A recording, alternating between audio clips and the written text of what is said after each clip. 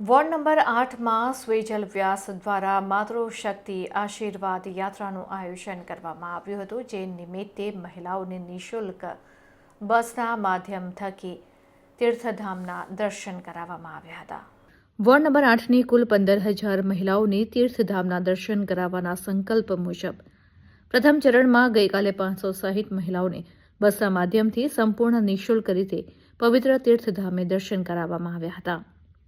આ યાત્રામાં મહિલાઓ સારંગપુર, કોટ ગણેશ, ધર્મજ, બુટ ભવાનીના દર્શન કરવા પહોંચ્યા હતા. આ દરમિયાન સલામતી, વ્યવસ્થા અને સુવિધાઓનું સંપૂર્ણ ધ્યાન રાખવામાં આવ્યું હતું.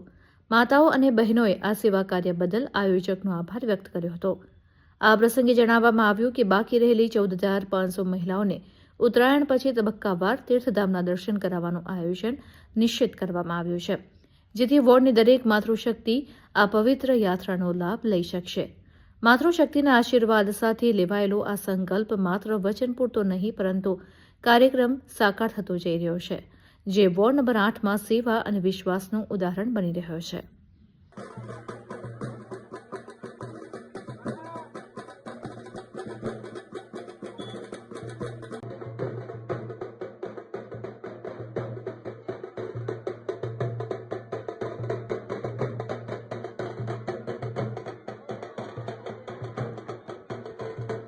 જય શ્રી રામ.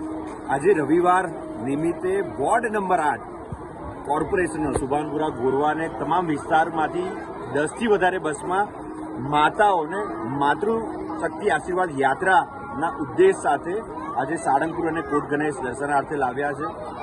હજુ આવનાર સમયમાં 15,000થી પણ વધારે મહિલાઓને, અમારા વોર્ડ નંબર 8ની મહિલાઓને દર્શનાર્થે લાવવાના છે. સંપૂર્ણ આયોજન સ્વેજલ વ્યાસ, મારી અને સંપૂર્ણ અમારી ટીમ છે હર હર મહાદેવ, એના દ્વારા આયોજન થઈ રહ્યું છે.